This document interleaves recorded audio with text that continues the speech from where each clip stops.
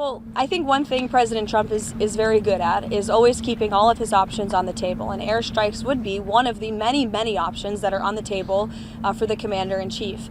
Diplomacy is always the first option for the president. He's told all of you last night that what you're hearing publicly from the Iranian regime is quite differently from the messages the administration is receiving privately, and I think the president has an interest in exploring those messages. However, with that said, the president has shown he's unafraid to use military options if and when he deems necessary, and nobody knows that better than Iran.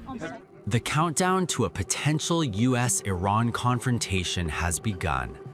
After airstrikes, tariff threats of 25%, and escalating rhetoric, the ground beneath global diplomacy is trembling, placing Donald Trump at the center of a decision that could reshape the Middle East and beyond. Inside the Oval Office, the stakes could not be higher. Trump is now weighing a spectrum of high-risk options as the Pentagon lays its cards on the table. According to a CBS News report citing 2 U.S. officials, military planners have briefed the commander-in-chief on a sweeping menu of covert actions, ranging from military strikes to cyber warfare and psychological operations aimed at the Islamic Republic, potentially in support of anti-regime protesters. The choices are loaded. The consequences irreversible.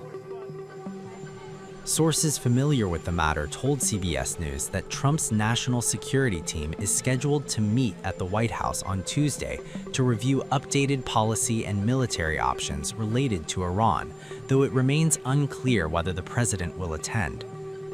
Meanwhile, CBS News reported that air power and long-range missile capabilities remain key components of any potential military action. A New York Times report earlier reported that Trump was briefed on a range of military options targeting Iran. As per the report, the options presented to the U.S. president include targeted strikes on select sites in Tehran, including non-military infrastructure linked to the regime's internal security apparatus. However, a final decision is yet to be made, as Trump is still mulling options. Meanwhile, CBS News reported that Iranian Foreign Minister Abbas Araghchi has reached out to U.S. Special Envoy Steve Witkoff to explore direct diplomatic engagement amid threat of U.S. strikes. According to 2 sources with knowledge of the discussions, a possible meeting between the sides is under consideration, CBS News reported. CBS's report came a day after Trump also claimed that Tehran has reached out to Washington seeking negotiations. Sir, on Iran, have they crossed your red line yet to trigger a response? Well, no, they're starting to, it looks like, and there seem to be some people killed that aren't supposed to be killed. These are violent, if you call them leaders, I don't know if they're leaders or just they rule through violence. But we're looking at it very seriously. The military is looking at it. And we're looking at some very strong options. We'll make a determination. Which options have you been briefed on? Are you meeting with senior officials? I'm going to tell you the. Are you meeting with your Am I senior going to officials? really? Are you asking me to say what will they do? Where will we attack? When? And at what angle will we attack from? Are you Who are considering? you with? I'm with the U.S. White House TV pool. I'm wondering, are you being briefed on options? network are you? I'm with CNN, sir. Why don't you just say I'm with CNN? She says I'm with the White House pool. Yes. And I say, what? You're with CNN. You're with I'm with CNN, you're yes. with fake news. Iran Because said CNN is fake news. Iran Go ahead, said give me a question. Can I ask how you're balancing and how you're deciding your response, the balance between helping protesters versus hindering them? Because I imagine that's a delicate balance to strike. I mean, some of the protesters were killed through the stampeding. I mean, you know, there's so many of them, and some were shot. We get a full report. I'm getting an hourly report, and we're going to make a determination. Sir, the son of the deposed Shah and some military leaders are encouraging you to take action in Iran. Is that a serious option? And are you listening? People have been shot, and we're looking at it. Yeah, places. Are you going to send Starlink to Iran, sir, to help the people in the ground with get the internet blackout for more than 72 hours? We're going to be talking about that. We may get the internet going, if that's possible. Are you talking to Musk We about may it? speak to Elon, because as you know, he's very good at that kind of thing. He's got a very good company, so we may speak to Elon Musk. And in fact, I'm going to call him as soon as I'm finished with you. Just quickly, Iran said that they would consider military and commercial bases as legitimate targets if you struck. Are you concerned about? If they do that, we'll consider things targets they wouldn't believe. If they do that, we will hit them at levels that they've never been hit before. They won't even believe it. Do you think I have options that are so strong.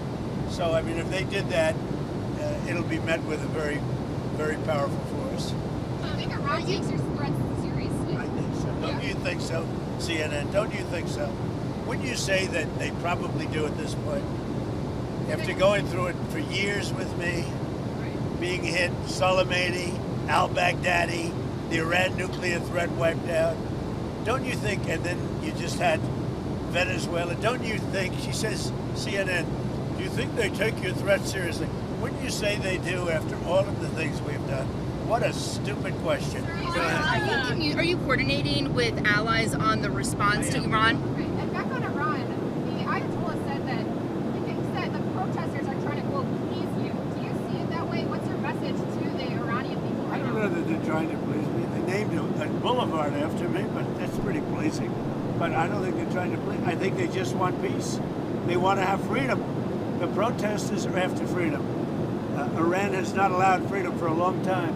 And the protesters, I don't think they're trying to appease me. They're trying to get somebody to help them. They're under siege. And now it looks like they're being shot, which is a very bad thing. Is the administration in contact with the Iranian opposition leaders as this is unfolding? Yeah. What's the message to them? Yeah. You're going to find out pretty soon. Is there any willingness from Iran to engage diplomatically with you or perhaps negotiate on their nuclear program? With Iran? Yeah, do you think they want to engage diplomatically with you? They do. They called They called you? Is it still yesterday. an option? Is it still an option? Iran called to negotiate. Yesterday. Yesterday, the leaders of Iran called. They want to negotiate. I think they're tired of being beat up by the United States. Can you share any details on that call? Iran wants to negotiate, yes. Negotiate what? We may meet with them. I mean, a meeting is being set up. But we may have to act because of what's happening before the meeting. Right. But a meeting is being set up. Iran called. They want to negotiate. Meanwhile, the Iranian government reclaims streets from protesters, rioters, and arsonists. This as supporters of Ayatollah Ali Khamenei regime flooded Tehran and crushed anti-government protests.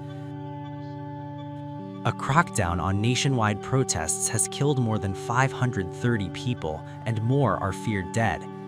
US-based human rights activist news agency said another over 10,600 people have been detained over the 2 weeks of protests.